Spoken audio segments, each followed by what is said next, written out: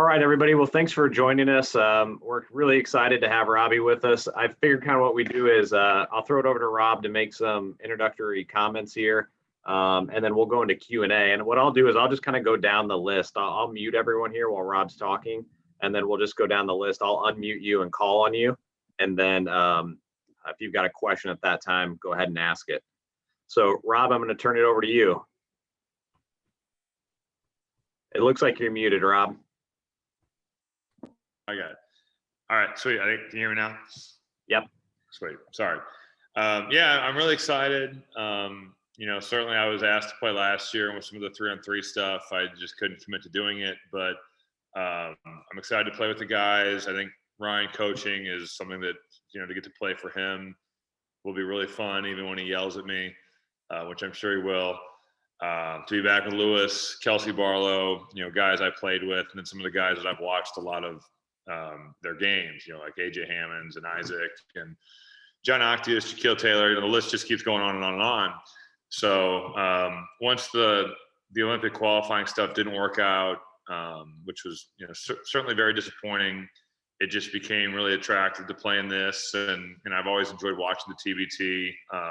So I'm really excited to play and get to put the gold and black back on, and I know that we'll have a great support system of people now that I guess fans can come. So that's really exciting as well. So I think it's going to be a really fun time.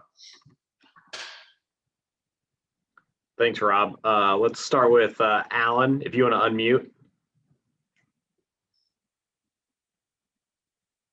Looks like you're still muted, Alan. Okay. There you go. You're good. Rob, just talk about the disappointment, but actually just getting back in the saddle. I mean, this is kind of typical Rob Hummel, the way you do things. You in terms of being able to get back and play with guys, but kind of getting over that the disappointment of not making the Olympics and jumping right back into this. Yeah, no, it was really disappointing, and there were some things that happened that were kind of out of our control. Canyon Barry has this. Oh shoot! What did I just do? Oh, he's still here. Okay, I did like a pop-up of some sort. Canyon Barry has a back injury 2 days before we leave, and you have to play with a guy that you haven't practiced with, that doesn't know the plays. And I thought Joey King did a really good job as much as he could, but there was just you lose a lot of cohesion and chemistry, and the team was certainly different from the one in 2019 when we win the World Cup. But you have an injury like that, it's going to be hard to overcome 2 days before. So we knew that was going to be a challenge, and we were really just trying to make it through. And we were playing with a lineup with 3 bigs, and it's a guards game, So certainly disappointing. A lot of work went into that. But the sun did come up the next day. I wasn't sure it would.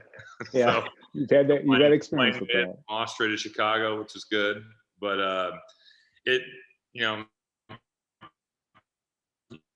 you go through things and you look at it, it's like winning those types of things like we did in 2019 wouldn't feel so good if losing didn't feel so bad.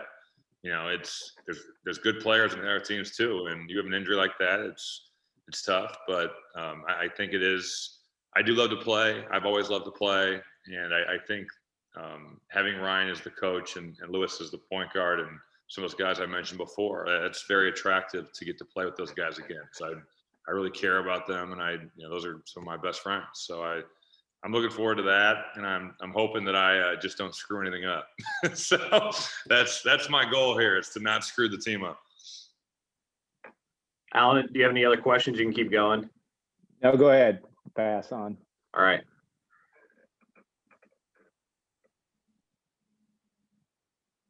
JD, if you want to unmute.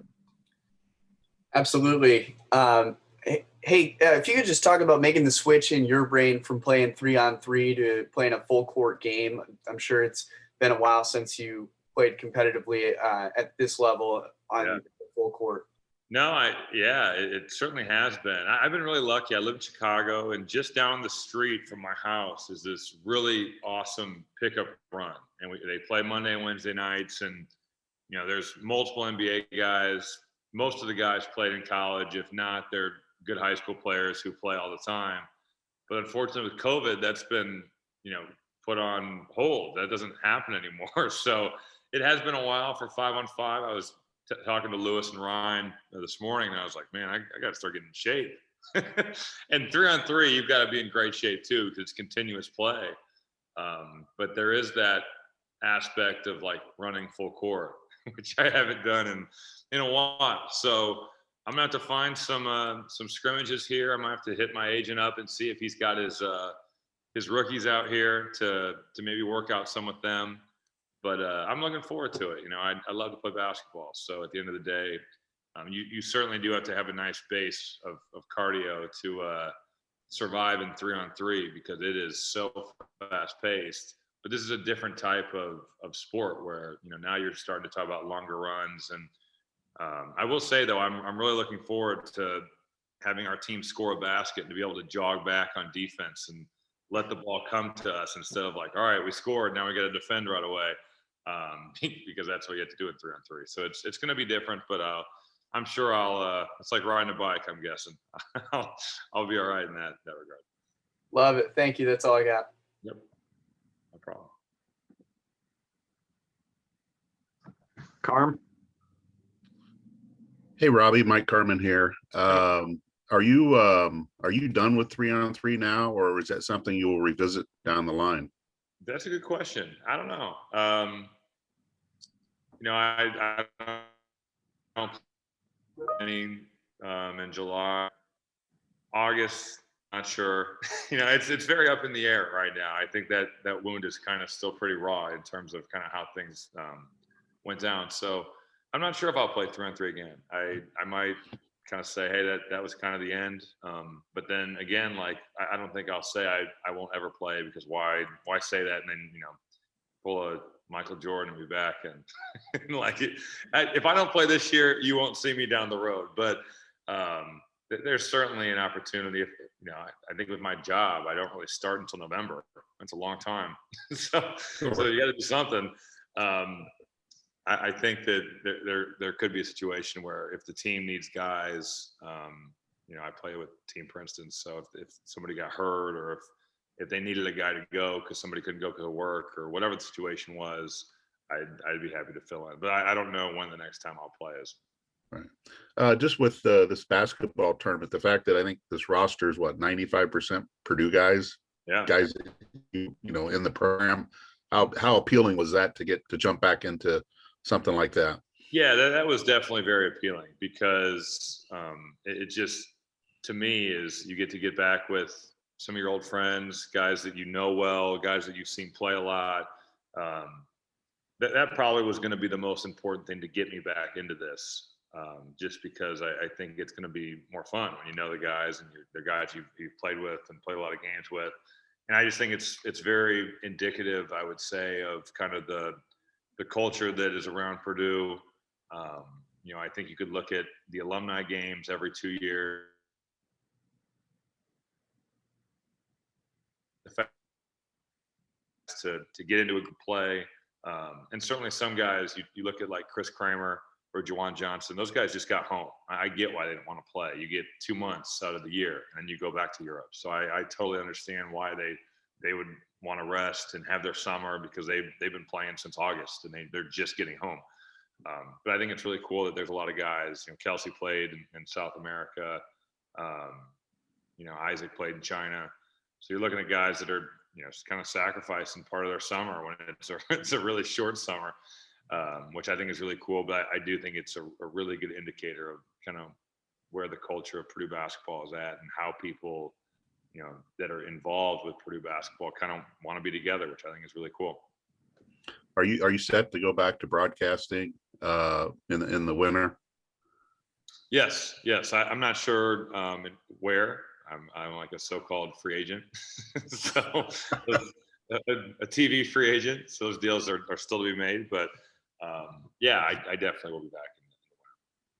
I mean, do you just plan to broadcast play ball as long as you can? Well, eventually play ball will become play golf. I think that'll go by the wayside, and I probably sooner rather than later, but broadcast and then figure something out in the summer is definitely the plan. I really enjoy doing games and doing TV. All right. Thanks, Rob. You're welcome. Schneider, you want to go ahead? Sure. So Rob, how would you say that your game? What should we look for just from you in this tournament? Like, how has your game evolved from what we've sort of seen over the years? Where are your strengths lay these days? I'd say that they're probably pretty similar. Maybe a little less athletic than when you saw me last, depending on when you saw me. But no, I'll be a stretch four. I think that's going to be my deal. Make shots from the perimeter, playoff closeouts, which is really what I've done since high school. Play the right way. Try to be almost like a second coach on the floor. I would say that those are good, realistic expectations for what I can do out there. So I think that's what you'll see me trying to do. So you got any cool projects planned for the prize money? What's that? So you got any cool projects planned for the prize money? Oh yeah. Around the house, or? I guess I'm so new to the team. I haven't thought about that aspect yet. I was just thinking about getting in shape, but yeah, I'm sure that I can think of something by the time the first game comes around. I can't say I've put a whole lot of thought into that. Well, good luck. That's all I got. Thank you very much. All right, Zach, you're up. You want to unmute?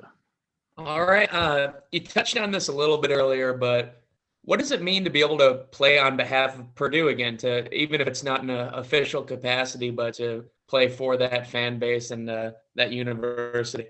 Yeah, it's really special. And I think I got to see it firsthand with the TBT the year I actually broadcasted it in Columbus, where Ohio State's fans were like packing gyms, and the atmosphere in the games were like really, really good. So I thought that was really cool, and hopefully, we can do the same. I know Columbus is a little far from West Lafayette, but hopefully we can get a good crowd there, and I think that would be really a cool thing to be a part of. But it is always special. That Purdue jersey is special to all of us, and I think when you get to represent your school, represent your coach, play for something like that and be a part of something bigger than yourself, it's really special. So I know that I'm looking forward to it. I know these guys I'm playing with are really looking forward to it.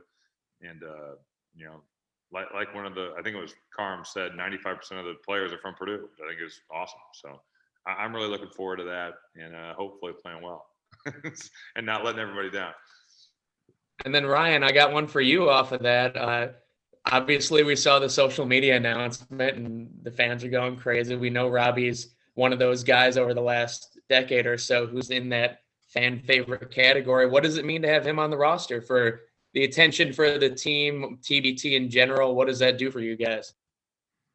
Yeah, it's huge. I mean, like Rob mentioned, just kick us off here. We tried to convince him to play last year, but he was tied up with 3-on-3 stuff. So a guy that when I put this team together, I wrote down 10 names of guys that, if we got all 10 of them, it would be a no-brainer that we'd win. And obviously Robbie was at the top of that list. So it's huge, not only for his play on the court. I think he's really going to help us a lot as this at a stretch four. We really needed another four to kind of balance out our roster.